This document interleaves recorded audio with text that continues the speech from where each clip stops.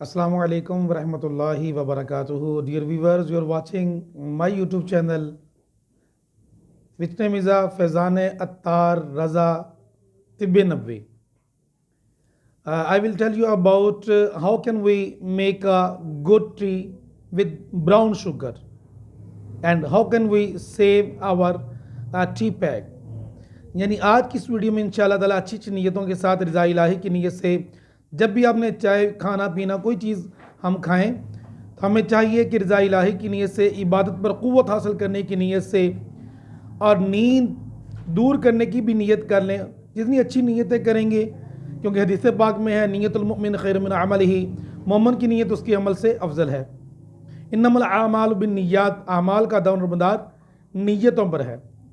तो अच्छी अच्छी नीयतों के साथ आज की इस वीडियो को लाइक और शेयर और सब्सक्राइब भी, अगर आपने अभी तक मेरे चैनल को सब्सक्राइब नहीं किया तो मज़ीद अच्छी अच्छी वीडियो के लिए आप मेरे चैनल को सब्सक्राइब कर लें ताकि नेक्स्ट आने वाली हर वीडियो आप तक ईजिली पहुंच सके। तो चलिए नाज़रीन, चलते हैं how can we make a good tea with the brown sugar, यानी गुड़ के साथ अच्छी चाय कैसे बनती है और चाय की बचत कैसे होती है। आप मेरे सामने देख रहे हैं कि कप पड़ा है, पित पड़ी है, तो मिट्टी के बर्तनों में खाना पीना सुन्नत है। एक तो ये ज़हन में रखें। फिर मेरे शेख तरीक़त मेरे अमल सुन्नत ने आदाब तो आम द मैनर्स ऑफ ईटिंग किताब, उसके अंदर अल्हम्दुलिल्लाह जहाँ बेशुमार बीमारियों का इलाज और उसका अल्हम्दुलिल्लाह हल अता फरमाया है, वहीं पर क्या चीज़ खानी चाहिए क्या चीज़ नहीं खानी चाहिए वह भी अल्हम्दुलिल्लाह अता फरमाया। और उसी के अंदर एक प्रिस्क्रिप्शन हमें दिया, नुस्खा कि गुड टी बनाने का, अच्छी चाय बनाने का क्या तरीका है।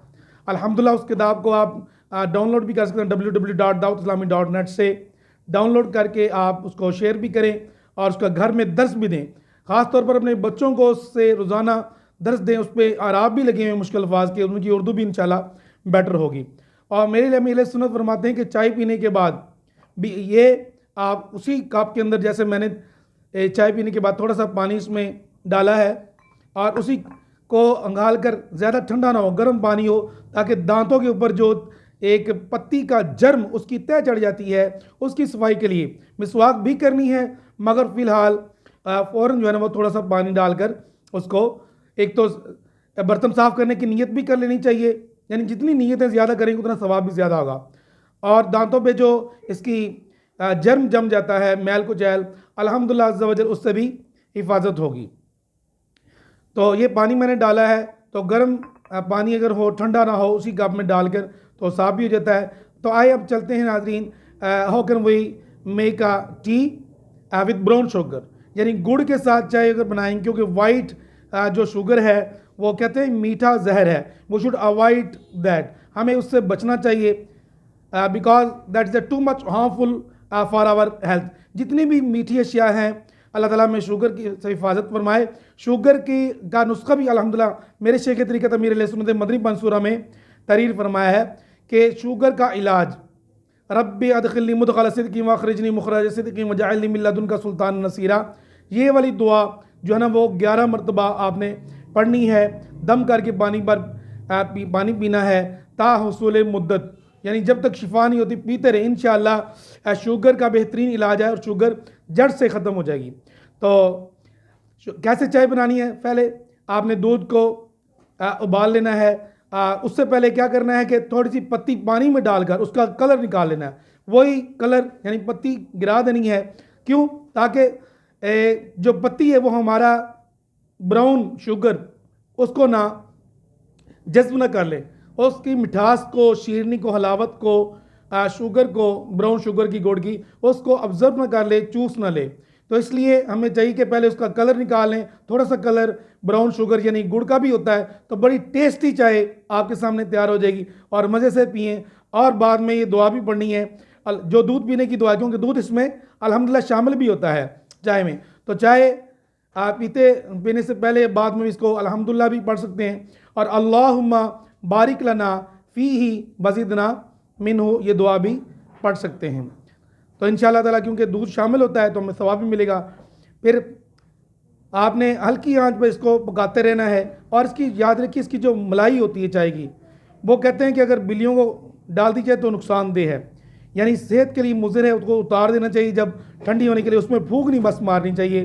किसी भी मशरूब में फूंक से हमें अवॉइड करना चाहिए, तज़ार करना चाहिए, बचना चाहिए।